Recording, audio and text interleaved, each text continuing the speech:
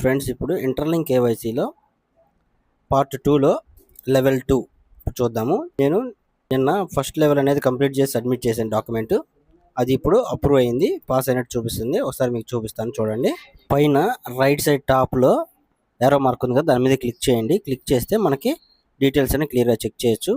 అదిగోండి, చూసారా, passed level 1 pass అయ్యాము క్లియర్గా. ఇప్పుడు చూడండి, ఫుల్ డీటెయిల్స్ వచ్చినాయి. Document verification passed, round 1 pass అయిపోయాము.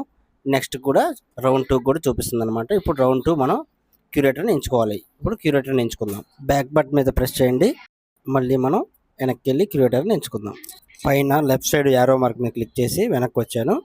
ఇక్కడ వ్యూ క్యూరేటర్ మీద క్లిక్ చేసి నేనైతే మళ్ళీ క్యూరేటర్ ఎంచుకుంటున్నాను. ఏ క్యూరేటర్ అయితేనా పవర్డ్ బై క్లౌడ్ క్యూరేటర్ నేను మళ్ళీ ఎంచుకున్నాను. నెక్స్ట్ మళ్ళీ మనం డాక్యుమెంట్ అప్లోడ్ చేయమని ఆప్షన్ వచ్చినప్పుడు వీడియో కంటిన్యూ చేద్దాం. ఒకసారి చెక్ చేద్దామని ఓపెన్ చేశాను. ఓపెన్ చేసేసరికి అప్లోడ్ డాక్యుమెంట్ ఆప్షన్ వచ్చింది. అంటే ఇప్పుడు నేను ఏదైతే సెకండ్ స్టెప్కి రెడీ చేసి పెట్టుకున్నానో ఆ డాక్యుమెంట్ అనేది ఇక్కడ అప్లోడ్ చేయాలి. అప్లోడ్ బటన్ మీద క్లిక్ చేశాను. ఇంటర్ఫేస్ ఈ విధంగా ఓపెన్ అయింది. ఇక్కడ ఏం రాశారంటే, కుడి చేతిలో మీ ఐడి కార్డు పట్టుకోండి, ఎడమ చేతిలో ఇంటర్లింక్ ఏ రోజైతే మీరు సబ్మిట్ చేస్తున్నారో ఆ డేటు, ఇవి రెండు రాసి పట్టుకోమని గైడ్లైన్స్ ఉన్నాయి. అయితే నేను ఆల్రెడీ వీడియో చేశాను గైడ్లైన్స్ వచ్చినప్పుడు. అప్పుడు రివర్స్లో ఉందన్నమాట. కుడి చేతిలోనేమో పేపర్ పట్టుకోమన్నారు, ఎడమ చేతిలో కార్డు పట్టుకోమన్నారు. ఇప్పుడు మారిందనమాట ప్రాక్టికల్గా వచ్చేసరికి. ఖచ్చితంగా ప్రతి ఒక్కరు ఇది నోట్ చేసుకోండి.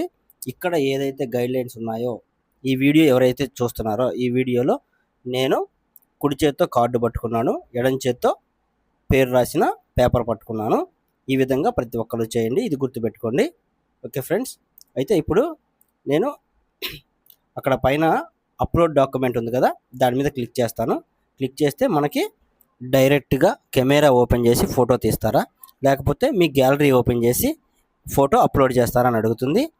నేనైతే ఫోటో తీసి రెడీగా పెట్టుకున్నానంటే ఫోటో తీసి ఆల్రెడీ సిద్ధంగా పెట్టుకున్నాను.